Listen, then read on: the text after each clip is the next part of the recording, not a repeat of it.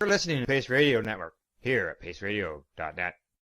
The views expressed by the individuals during this broadcast are their own opinions, and they may not be the same as those of their group or other organizations they may be involved with.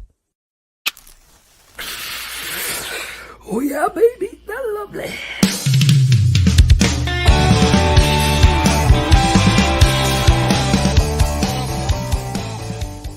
We now wander off the beaten path with an update from the Reefer Reporter. Good morning. Good morning. Hello and welcome to the Reefer Reporters. It is November 17th, and we are live here from the Legacy420.com news desk, and we bring you the Global Reefer Report here on paceradio.net. And you may notice that my co-host is not Glenn this morning. No, Glenn is a little bit under the weather, so he sent out a message saying, Al, can you fill in for me? I'm not well. And I said, sure, no problem, buddy. So here I am. I'm here covering from Glenn, and the news will continue. That's right. That's right. So we've got 8 stories coming at you this morning, 4 before the break, 4 after the break. Mushy moment coming up at the end. I'm pretty excited. So we might as well jump right into the first story. We are heading over to the Victorian News. And there we are talking about the Cannabis Act legislative review may threaten the medical cannabis program.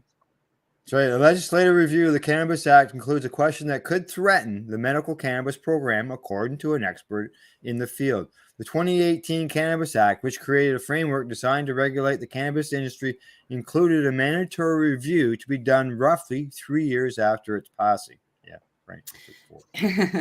Following some delays, Health Canada has set out to initiate the review with a questionnaire that includes a question which Ted Smith of the Victoria Cannabis Buyers Club said may threaten the future of the medical cannabis program. The Victoria Cannabis Buyers Club is a medical cannabis dispensary that provides medical grade cannabis to people who have documentation of a chronic medical issue that can be treated using cannabis. Question 5.2 in the survey, towards the end, bluntly asks if the medicinal cannabis program can be eliminated and patients kind of shoveled into the recreational system, according to Smith. He goes on to say it so that they're quite blunt in their question, and I believe it's because they have the full intent of shutting the program down. Yeah.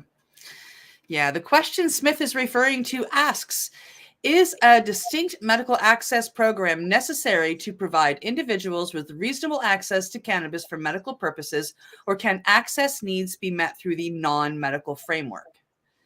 Well, Cindy, what do you think? Let's answer that question. Oh, boy. I think that the government needs to bugger the F off. A medical access program allows patients with qualifying conditions to access cannabis products with a higher THC content and communicate with sellers specifically regarding the medical benefits associated with the product they choose, which is not available in a recreational storefront. They're technically not allowed to discuss any medical benefits. They aren't. Exactly. So you're going to send patients to a recreational store that's not allowed to talk about medical use.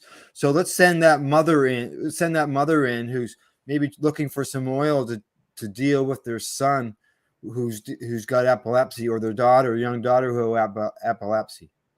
You're going to send them into a recreational store? Well, no, because technically in Canada, depending on the province, you have to be at least 18 or 19 to walk into that part. Well, here in Nova Scotia, it's the liquor store, so that's why I'm going to say it this way. Yeah. But to walk into that part of the store, you have to be of age. So I was in there the other day. I was purchasing an advent calendar for my dad in our liquor stores, and we also have cannabis stores. So there's somebody in there with their 5-year-old daughter, and she's in there with her dad. But if he wanted to go buy something in the cannabis side, he'd have to leave her standing outside by herself. Yeah, which is ridiculous. In the booze. Ridiculous. She'd have to stand outside in the liquor by herself. Oh, it just drives me batshit. Yeah. Sorry for swearing. Yeah. No, not a problem. Not a problem. Here. However, under the current legislation, patients can only access medical cannabis through mail order and with a credit card. According to Smith, he says, right now, the only way a patient can legally ask questions from any of these producers is by email. So people that are illiterate, the elderly, people who are really disabled, or the homeless, there's a lot of people who just can't access the medical system because of how it's designed. Yeah. Yeah. The struggle over the distinction of medical and recreational cannabis use includes doctors, insurance companies, and the government. However, Smith said at the end of the day, the people who are impacted the most are the patients who rely on cannabis as a medication. With limited support from the medical community, Smith says Health Canada has been pushing to end the medical cannabis program since its inception. And that's been quite a while. Yeah, exactly. 19 years. Yep. Or actually, no, sorry. 21 years, because it's 2001. Mm-hmm. Yeah. Yeah. He says that the doctors don't want to talk about it. They don't want to prescribe it. They don't understand it. So the medical community, for the most part, while there are some doctors supportive, most of the medical community wants out of it. The insurance companies don't want to cover it. It's a prescription drug. We already, and this isn't even in there. We already know the municipalities are screaming about it left and right. We have a story on that coming up. Yep. It's and I'm one of the people. I mean, I've been trying to fight for medical coverage for it since I got my prescription a long time ago. And you know, I had a lawyer that was willing to fight with me until, guess what? We hit legalization. And once we hit legalization, 6 months after legalization, she dropped me. There you go. Yeah. So I mean, the lawyers don't even want to go for it. I mean, I have no help to try and get this covered. And I think it should be. I mean, you'll cover Oxycontin if my doctor prescribed it, but you won't cover cannabis. I think it's absolutely foolish. Exactly. I agree. Yeah. Yep. With a medical program already difficult to navigate, Smith says many patients are turning to the black market for high-dose cannabis products such as gummies and other edibles, due to the fact that medical-grade cannabis storefronts are not permitted under the Cannabis Act, rather than paying for the lower dosage and higher tax recreational products. Patients are going through unofficial channels, and I don't blame them. Yeah. Now, Smith says that the black market is prolific right now, especially for high-dose edibles. Medical patients aren't going to just buy more expensive low-dose products because they're legal. This review comes as not as a response to those issues, but as another obstacle for medical cannabis program advocates, he says. Yeah. Smith is confident that any moves to strike the medical cannabis program from the books will be undertaken quickly, but will be challenged by patient advocates. Hopefully it never happens. It will be challenged in court, Smith said. As time goes on, some of the arguments we've won on in the past aren't as strong. So it's a scary situation for patients because there are a lot of unknowns. And it is like Oh, yeah. You know, like our program might be taken away from us, and that's terrifying. I mean, you know, as a recreational person, if I travel from here to say BC, I can carry an ounce with me, 1 ounce. That's right. As a medical patient, I can carry a whole month's worth of my prescription. Yeah, you got more than you got to what, five ounces minimum, because you got the 150 grams as a patient, and then you got your recreational quantities that you can add on top of that. So there's 180 grams. Yeah, I can, and as long as I put my prescription, so I always carry a copy of my prescription that I put on top of my, like, you know, my medicine, and I don't get questioned about it. But I mean, this is something I need as a patient to feel comfortable.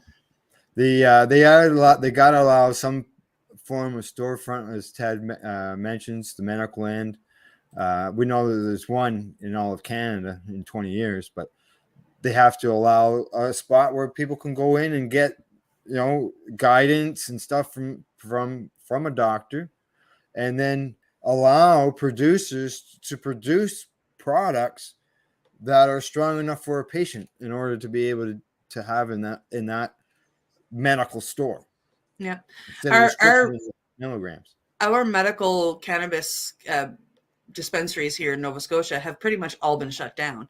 We had a couple of medical lounges and one recreational lounge, and they were all raided and shut down. I mean, patients have nowhere to go here. Nowhere. Yeah. I mean, it's one of the reasons I really do enjoy going to British Columbia so much, is because when I'm in Vancouver, there are spaces that, you know, if you're out in Vancouver, hey, well, you can pop on down to that dab bar or go into the New Amsterdam, and there you go. You're looked after, right? So, right. I hope for that for the rest of Canada. Exactly. Yeah. Yep. Heading over to Stratcan. Despite constitutional concerns, Northern Ontario City seeks to limit homegrown cannabis. Oh, Jesus Christ. A small city in Northern Ontario is looking to establish bylaws to control where people can grow cannabis, despite some concerns that such a bylaw could be unconstitutional. What do you think?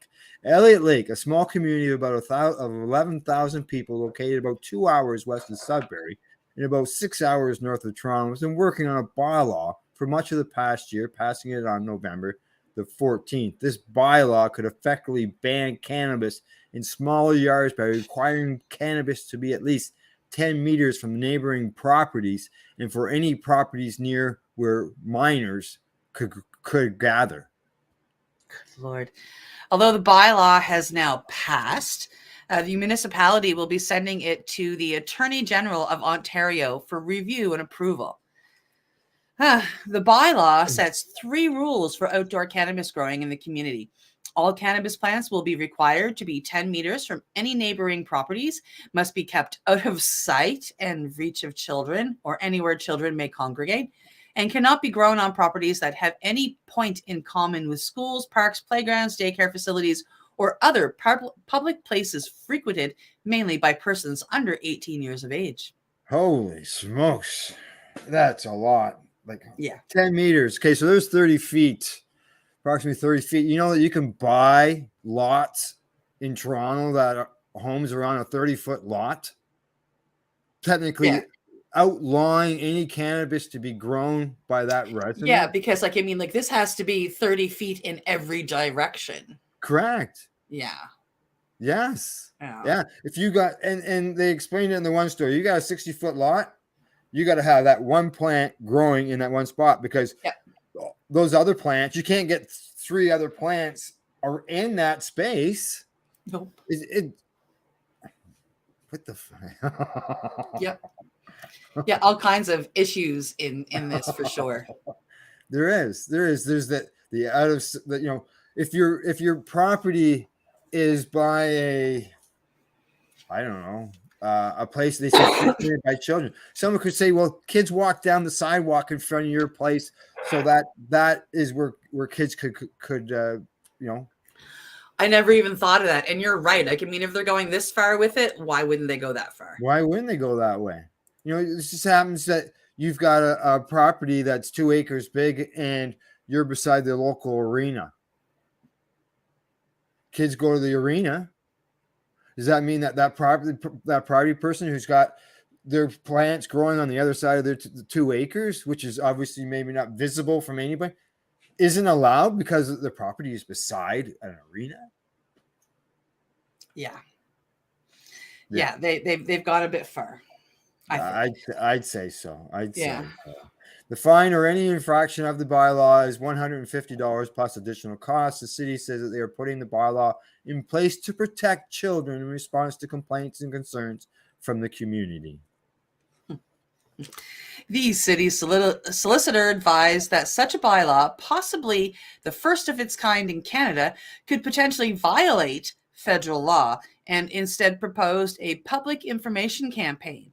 In a letter to the city, the solicitor noted that the ability to impose restrictions on home cannabis production is under provincial jurisdiction, not municipal, and that there was a current Supreme Court appeal in Quebec that could impact these jurisdictional issues, because, of course, Quebec has been going through kind of similar, a little bit like, I mean, like, they were trying to stop people from growing altogether in Quebec, and that's what that one's about. So, Laura Dean, a municipal land use planning lawyer, has in her advice has said, at this time, it's not possible to provide definitive opinion regarding whether the bylaw is constitutionally valid. However, the Supreme Court of Canada recently heard an appeal from the Quebec Court of Appeal, which is likely to shed light on this issue and assist provinces and, by extension, municipalities to understand the scope of their authority, if any, to impose restrictions on the personal cultivation of recreational cannabis.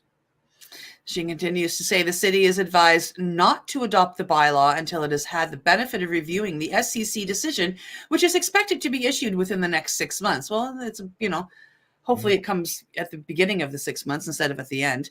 Yeah. If the SCC rules that the province and by extension municipalities may not curtail the ability of individuals to possess and cultivate up to 4 cannabis plants as permitted by the Federal Cannabis Act, then it will be clear that the bylaw is unconstitutional and should not be enacted. If the SCC rules that the province may impose more stringent regulations than the Federal Cannabis Act provides, then the city can be more confident in the constitutional validity of the bylaw. And we are all watching as much as we watch, the Smith case and the Allard case. We are watching this case in Quebec. And, I'm sure myself and all the other activists and advocates in the world are praying that the Supreme Court of Canada, which of course, has decided on behalf of Allard and Smith, that they are going to decide on behalf of the patients and the people again. Yeah, exactly. Yep.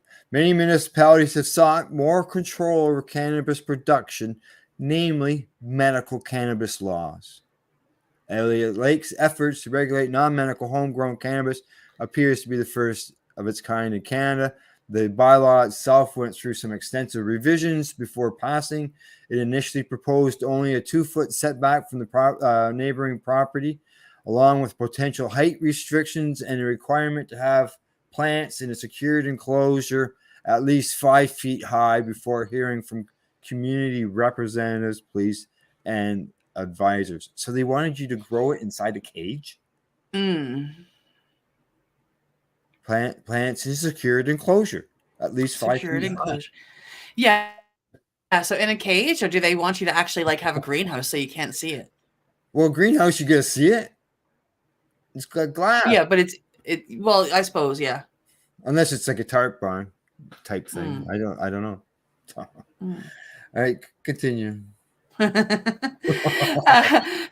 Matt Moyer, the co-chair of Cannabis Law Group and the litigator with Token Mans LLP, says he doesn't see any potential legal challenges when it comes to the Elliott Lake establishing land use bylaws. However, if the bylaw effectively prevents someone from being able to grow cannabis entirely, he notes there would be legal challenges similar to the concerns raised by Dean.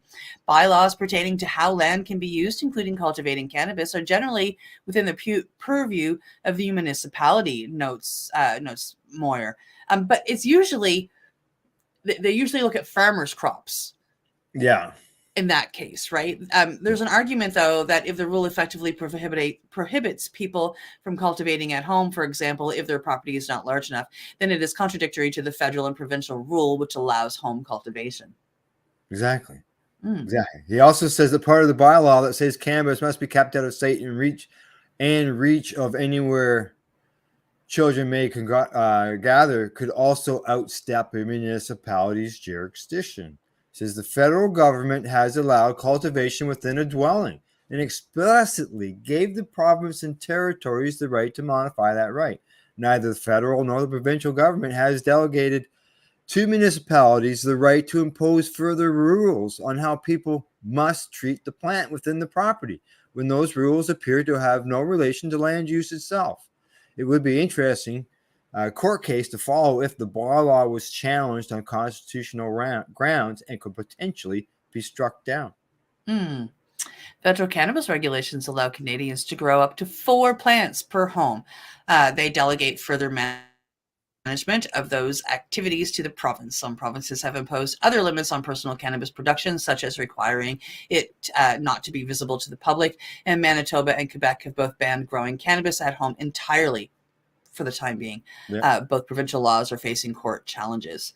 Well, I can tell you in BC, you're not allowed to see it. And we had a story probably a couple of years ago, year or two ago, where somebody was hosting a garden party where people go around to different houses in the community and see their flowers growing. Well, this person had 3 cannabis plants over someplace off to the side. And because they publicly allowed people onto their property, a police officer saw those plants and those people got charged.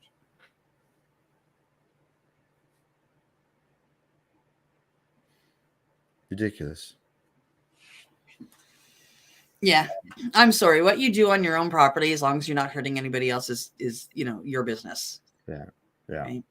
exactly. Yeah. All right. Heading over to CTV News. We're sticking in Canada. Canadians have lost more than 131 billion investing in cannabis companies. Holy smokes. Canadians who invested in cannabis companies have lost more than 131 billion. That's with a B, according to the data collected by the law firm Miller Thompson, which calculated the total losses of 183 publicly traded and licensed cannabis producers. It's a staggering number that, if broken down per capita, would equate to each Canadian citizen losing $43,000. It's crazy. Yeah, Larry Ellis, a lawyer with the firm, points out to CTV National News that he doesn't know of many Canadian investors who can afford to lose $40,000 individually. From high times to large swaths of an industry now going up in smoke, nice pun, the money lost is just one example of the current state of the Canadian cannabis industry. Many are now pointing the finger at the federal government's rollout of legalization, while noting that the black market is thriving. Oh yeah, we all know the Canadian government did it wrong. Yeah. Levon Costine thought he'd found the perfect location of his retail cannabis shop on a busy pedestrian street in downtown Toronto. He opened his doors in September of 2021. 12 months later, he was forced to close. He says he has another 3 years on his lease with a rent of $6,000 per month. He admits that the bankruptcy may be the only way to get out of here. He spent nearly $300,000 on a retail store, and his family is lending him the bulk of the money. There's $6,000 a month. That's $72,000 a year, and he's got that for another 3 years. So there's $216,000 in rent. Yeah, wow. That's crazy. Yeah, licensing cost him $10,000 for this location. And then he had all of his renovations, and that was about $150,000. Then he had rent and operating costs. That's another $60,000.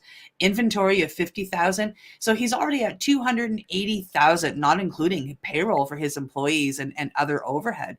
While he picked his location, there was a black market cannabis shop 2 doors from his own, but he figured it would be closed quickly, or that the government would adjust their legislation to allow him to compete with an unregulated store that continues to offer much more potent edible products. But that never happened.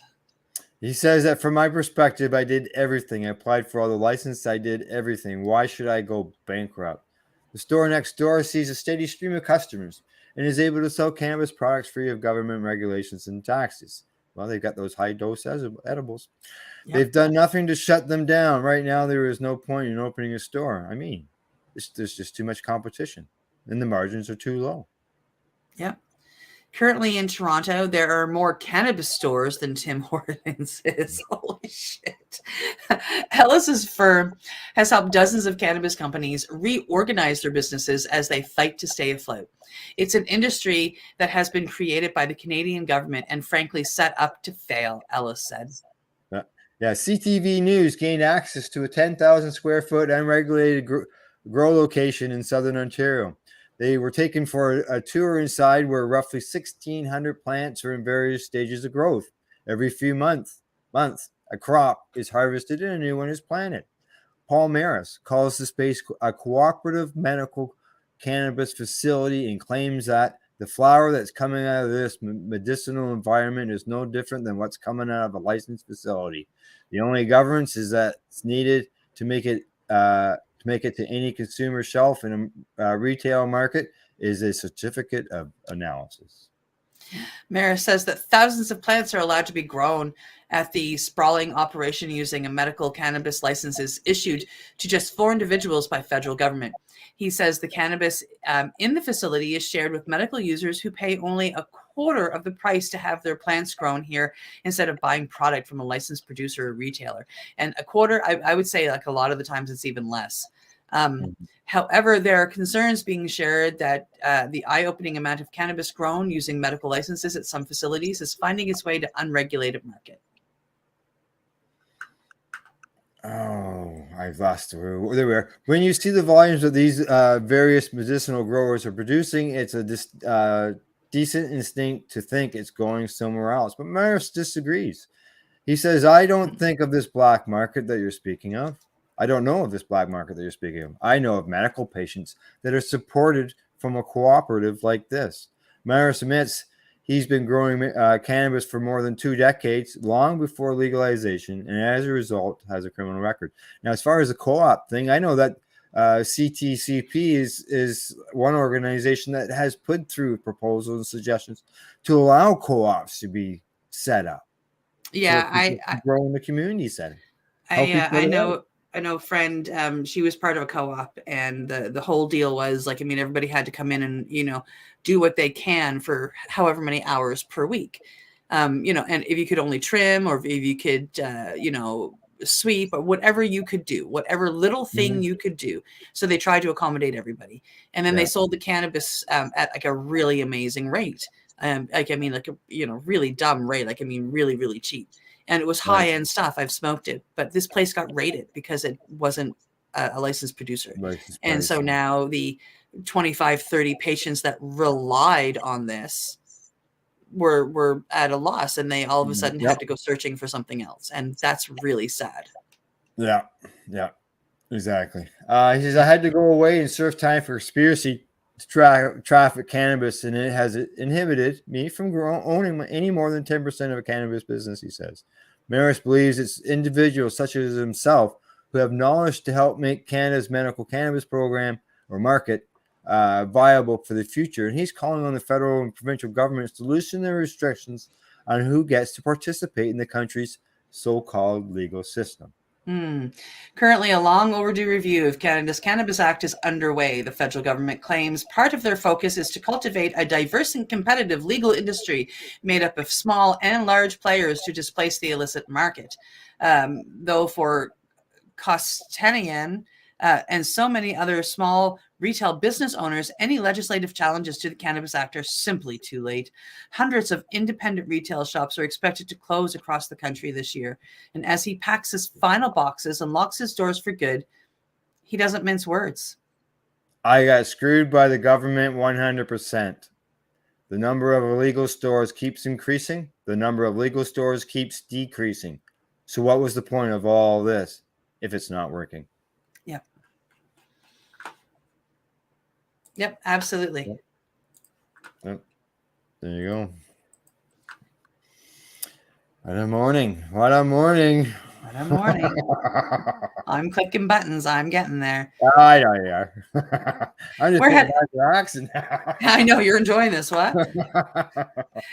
We're heading over to Marijuana Moment. The Senate sends cannabis research bill to Biden's desk, with Schumer saying he's having productive talks on border reform.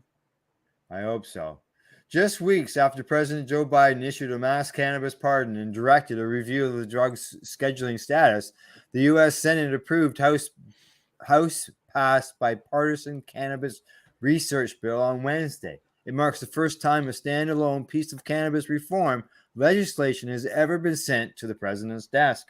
Just before the vote, Senate Majority Leader Chuck Schumer said on the floor that he is continuing to have productive talks about a broader package of cannabis reforms he hopes to pass before the end of the lame duck season.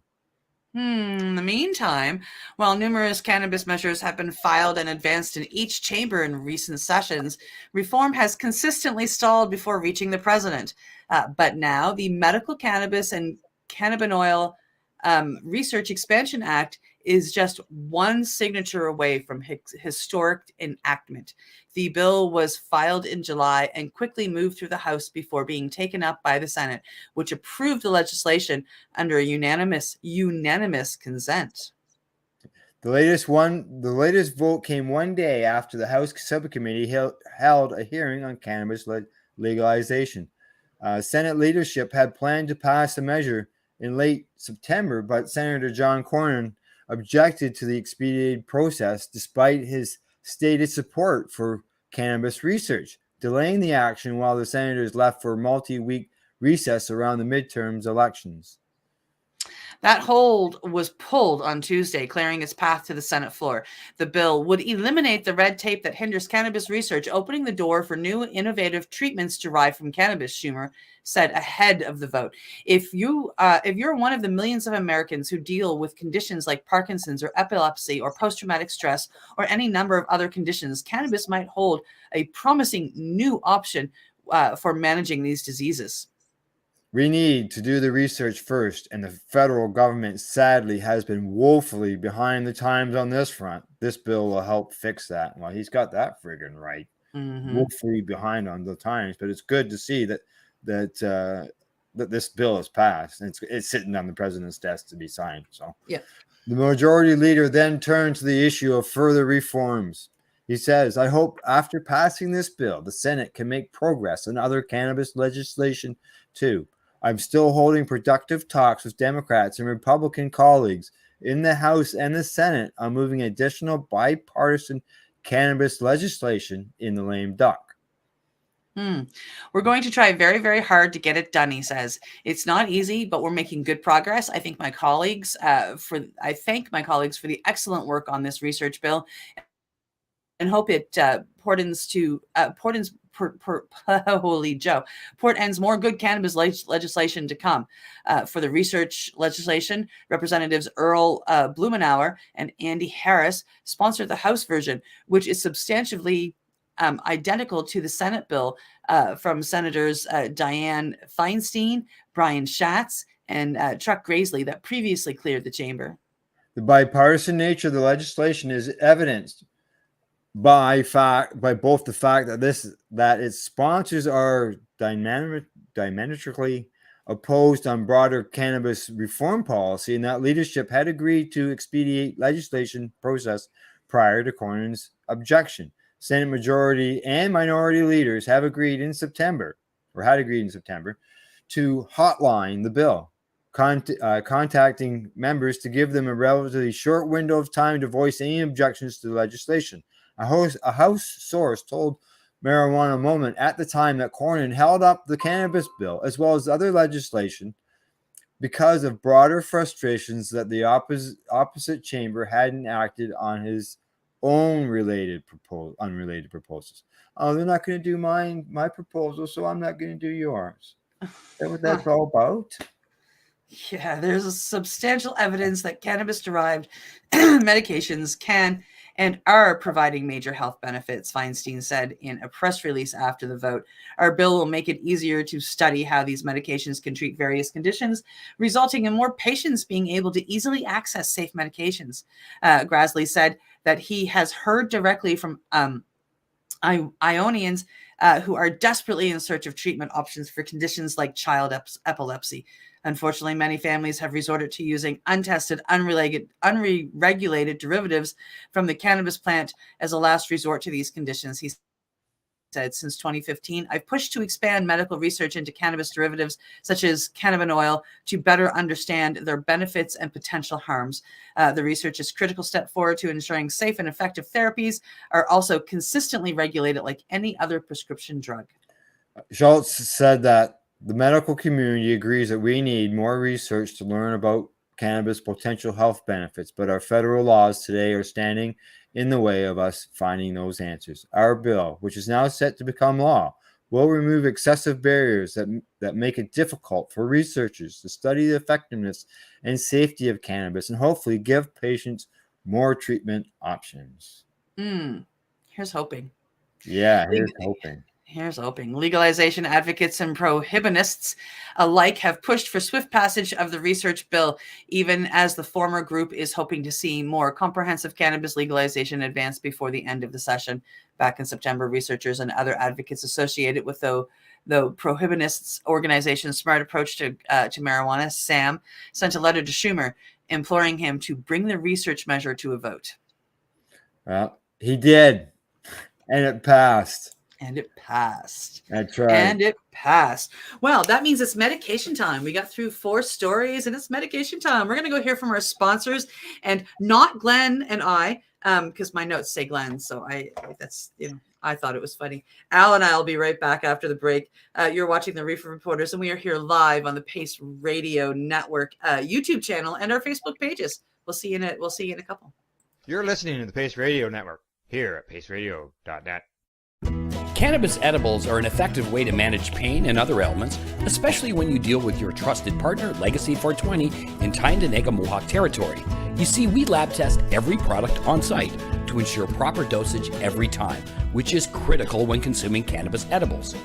All Legacy 420 edibles are made by our classically trained baker and chocolatier, and we also have super tasty vegan options. Our baker has been in the industry for 25 years. She's also a chocolatier. Everything from savory to sweet, your chocolate bars, brownies, butter tarts, you name it, we make it. Talk to our knowledgeable Cannatex about our incredible variety available. Give your trusted partners a call. Legacy 420 out on your road.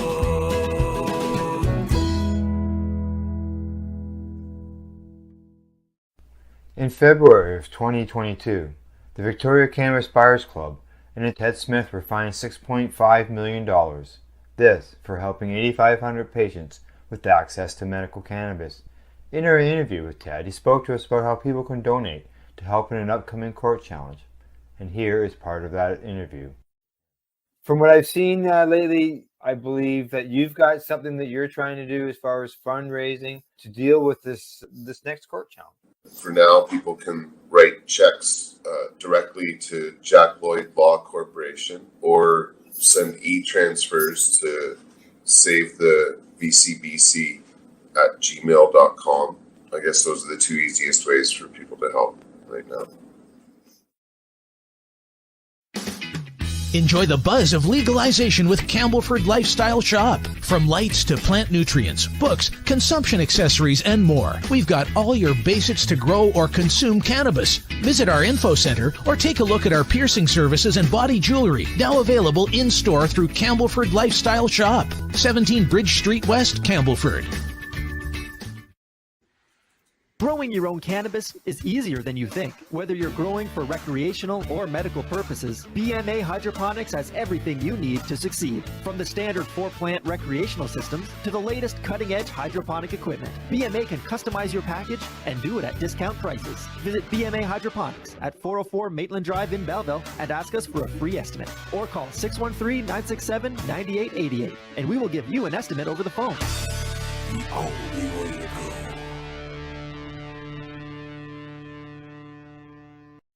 We are people advocating cannabis education here at paceradio.net. We are back from our medication session. We are the Reefer Reporters. If you miss our live shows, please don't forget they are available afterwards as a podcast on our website, reeferreporters.com, plus paceradio.net. Just so you know, before we go to our stories, and I know we're short on time, but I just have to address some comments that we had thrown at us. Bob Saget, I don't know, I don't think it's the same guy you would see on TV. He says, "What do you all think of the rules not existing to have even one consumption? I'm assuming lounge in Chicago. We don't have them here in Canada or Ontario as well, and I think it sucks to tell you the truth. And we should have them." But unfortunately, Bob's not around to hear this because Bob says that he's going to check out another live stream because we weren't interacting with him in those final 2 minutes before we went to break. But sorry, Bob. Just a little busy at that time. But we got to them. Just had to get we did. break, buddy. We apologize. Yeah, no. All right. Let's continue. Right. Next story, we are heading over to Ganjapanur. The U.S. representatives asked Biden to pardon low-level cannabis crimes for immigrants. A cohort of U.S. representatives sent a letter to President Joe Biden asking him to consider pardons of simple cannabis possession convictions for immigrants. In the letter to President Joe Biden, 17 members of the Congress requested his administration extend pardons of simple cannabis possession convictions to immigrants and reopen the immigration cases of those who were deported for cannabis offenses. The letter signatories include Democratic Republicans, and actually they list them all off there, and I won't get into that. You can take a read for yourself, but like they are all listed there. The representatives also called on Biden to federally decriminalize and deschedule cannabis. The letter's authors say those reforms paired with a pardon would restore the lives and dignity of thousands of migrants who were deported for conduct that is now legal in varying capacities across 41 states. After decades of failed war on drugs and the countless lives and families it ruined, our country must begin to repair those harms, the letter states. Granting pardons to all simple cannabis possession offenses, regardless of immigration status, demonstrates genuine compassion while ensuring that our country continues to mitigate the inhumane and ineffective drug policies that have ravaged communities of color for so long. Yeah, last month, Biden issued a pardon for all federal cannabis possession charges and said his administration would be reviewing potentially descheduling, which is great. A followed-up YouGov America poll found that 62% of Americans backed the pardons following Biden's announcement. Health and Human Services Secretary Xavier Becerra said that the agency intended to move as quickly as they could deliver on Biden's request to review of the federal cannabis laws. Get her done. Get her done. Get her done. Yeah. We've been waiting for the United States to catch up for a while. Ours may not be perfect here, but at least we have it. Yeah, especially when you got 20 states that have it legal, and then you got 40 some on that medically legal. Yep. Catch up. It's time. It's time. Heading over to High Times, we are going over to UK researchers launch study exploring cannabis effects on the brain. Yeah, researchers in the UK are currently recruiting volunteers for a study designed to explore the effects of cannabis on the human brain. Subjects selected for this full study will be paid for their participation in the research, which is being undertaken as part of the King's College London's Cannabis and Me project. The researchers Sorry, go ahead. Go ahead. Okay. Go ahead. You go ahead. The researchers conducting the study have said that the research is paramount to understanding the science behind cannabis, which they say is used daily by approximately 200 million people worldwide. It is subject to legalization efforts in countries around the globe. Dr. Marta DeForte, a leading cannabis and psychosis researcher and the leader of the new study, noted that cannabis is consumed daily by many recreationally, but also for medical reasons. But in the UK, the prescription of medical cannabis remains rare. She has said, our study aims to provide data and tools that can make physicians in the UK and across the world more confident, where appropriate, in prescribing cannabis safely.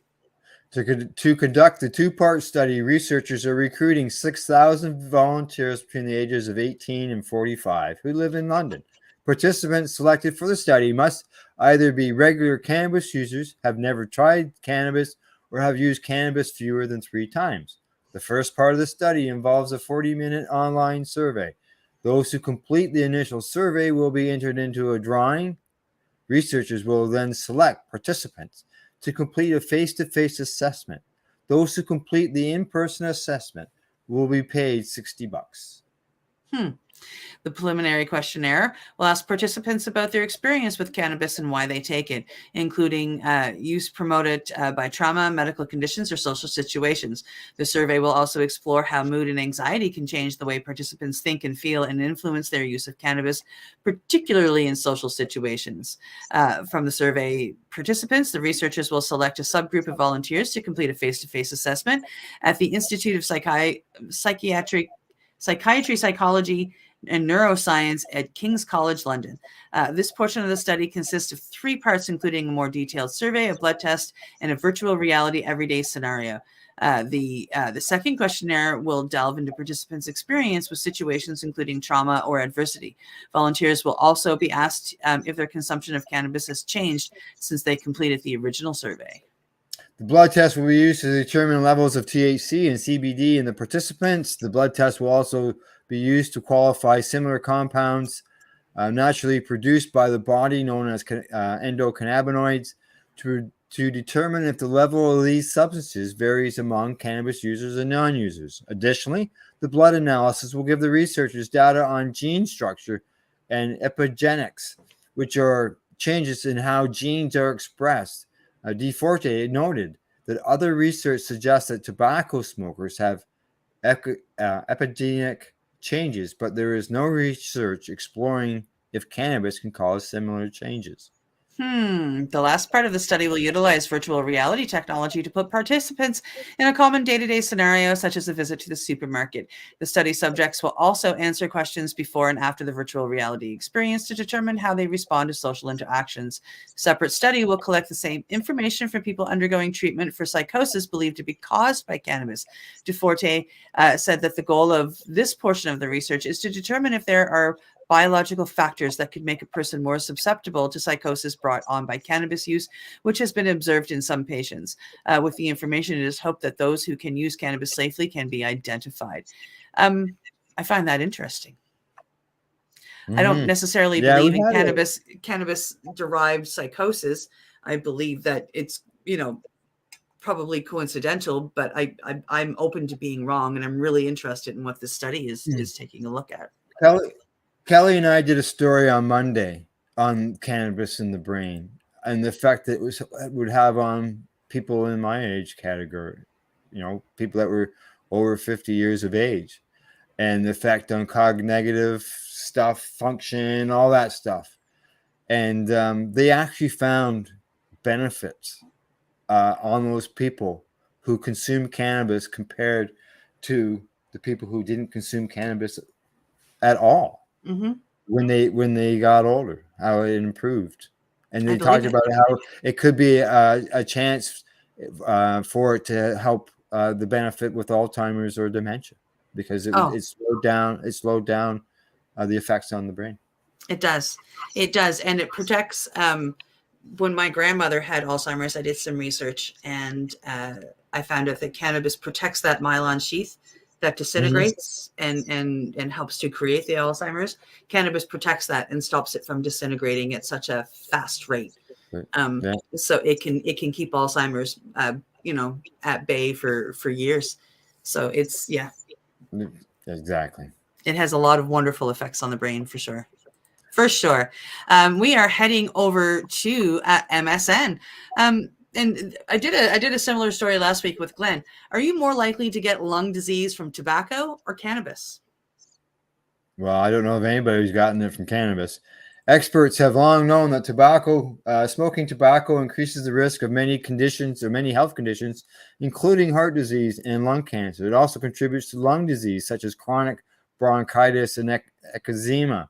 I got family members and close friends dealing with lung cancer, and it's tobacco related.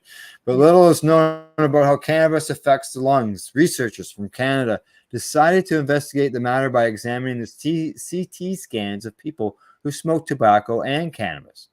The 2022 study, published in the journal Radiology, looked at the scans of 56 cannabis smokers, 33 tobacco-only smokers, and 57 non-smoking individuals who were used as controls. The study lasted from October 2005 to July of 2020. The study found that cannabis smokers had higher rates of airway changes than those who smoked only tobacco and non-smokers. Eczema was the disease most common in cannabis smokers. Specifically, 75% of cannabis smokers developed eczema, while 67% of tobacco smokers and 5% of non-smokers develop the disease.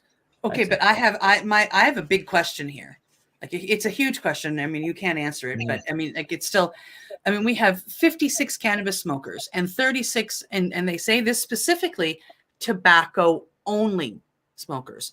So, of the 56 cannabis smokers, are they also smoking tobacco? That's a huge question. It says here they examined the CT scans of people who smoke tobacco and cannabis. Yeah, because what the cannabis does is the cannabis opens up all of the airwaves. Like, I mean, it opens it up. I mean, it'll help you breathe better. If you were only using cannabis, there'd probably be no issue. But if you're using cannabis and tobacco, the cannabis opens things up so things can, you know, air can get in, you can heal better, you can breathe better. And if you're going to stick tobacco in on top of that, well, the tobacco now can get in deeper because cannabis has just opened it up. Yeah. So it's if you're gonna smoke cigarettes, do it like an hour after you smoke cannabis. Well, this really goes against some of the stuff I've seen over the years. But keep going.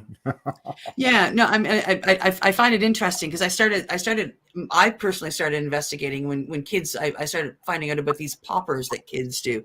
It's bad. Yeah, it's terrible, right? According to the study, in addition to higher rates of emphysema, one analysis showed that 64% of cannabis smokers experience bronchial wall thickening compared to 42% of tobacco smokers. In addition, 32% of cannabis smokers developed bronchitis, while 6% of tobacco smokers did.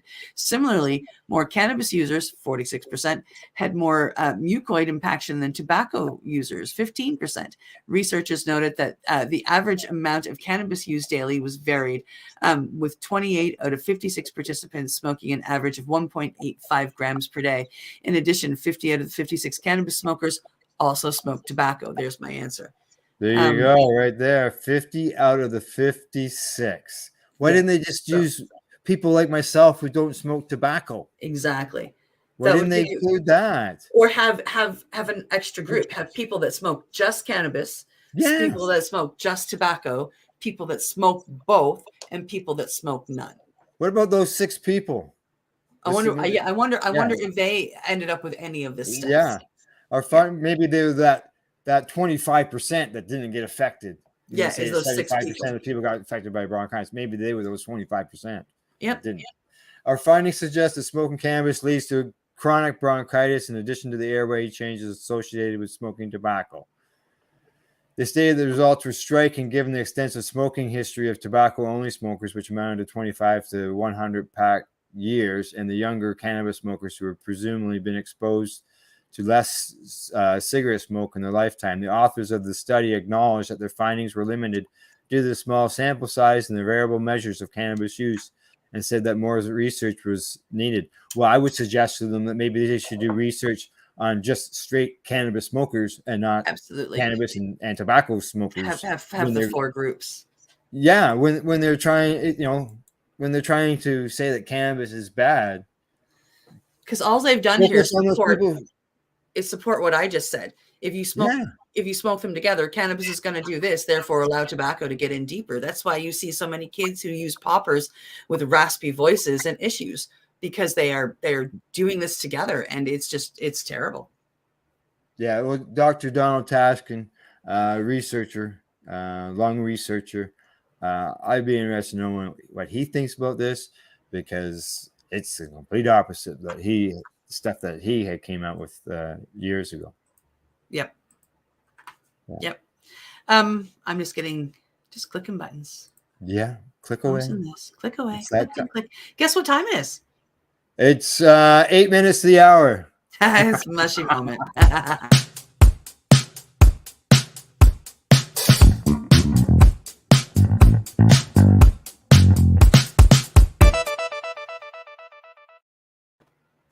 All right, so we are heading over to Bazinga. Psychedelic Therapeutics for human stroke. Participant screening expects to begin soon. Oh, I really messed that one up. I apologize. Canadian clinical stage psychedelics company Homegrown Pharmaceuticals has begun screening subjects for its phase 1 clinical trial on the IV formulation of its DMT compound IP188 in the Netherlands. CEO Christopher Moreau says that the company is thrilled to initiate its clinical stroke research program with the study, as preclinical data shows that DMT promotes the production of brain-deprived neurotrophic factor, which is an important part of the brain's recovery process after an injury like a stroke. This is exciting. The trial, to be conducted at the Center for Human Drug Research in Leiden, is expected to open enrollment shortly and dose the first participant in December 2022. Oh my God, this is so amazing. The first part of the study will use single escalating dose design to identify a safe and tolerable dose that will not produce psychedelic effects, microdosing, right? While the second half will test the effects of repeated administration of that same dose. Wow. Up to 60 healthy volunteers will be enrolled across the two parts of the study and included in both psychedelic experienced and psychedelic naive patients. The purpose is meant to identify the safety, tolerability, and pharmacokinetics of AP188 when administered as an intravenous bolus followed by prolonged infusion for durations as yet never tested in humans. The trial would record measurements of biochemical markers and EEG readings to further assess pharmacodynamic measures potentially associated with neuroplasticity. Algernon plans to use the data to plan its phase 2 clinical trials for acute stroke and rehabilitation. The company has already filed patents for novel salt forms of DMT, plus formulation, dosage, and method of use claims for ischemic stroke. It has filed claims for a combination therapy of DMT and stroke rehabilitation, including constraint-induced movement therapy. Wow. Well, that's really exciting. Yeah, for stroke. Stroke. Who knew? The stuff that you get off of. Who knew if you go out in the country and you lick your frog, who they obviously don't recommend doing, it could benefit people with strokes. Yeah, that's incredible. It's really incredible. DMT for strokes. I never would have thunk it. No, exactly. Same here.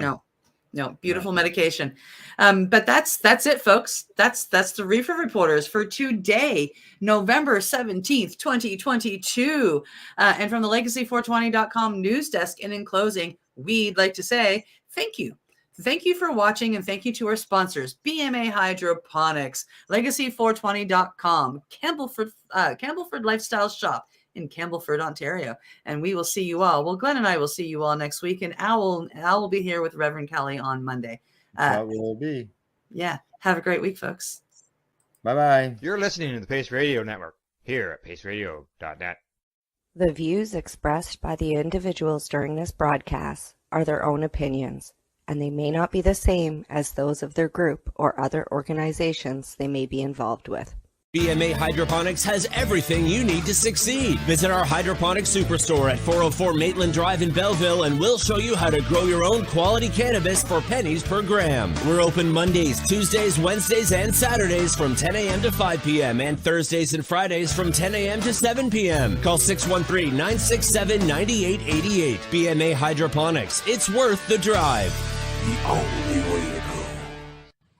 When you have a pain that's reached its peak, Legacy for 20, it's so unique. If organic cannabis is what you seek, here's your trusted partners 7 days a week. Suppository salves, vapes and drops, topicals, edibles, infused pop. Just when life seems like it ain't easy, at Legacy 420, enjoy a pop freezy. Lab tested products, make them the GOAT.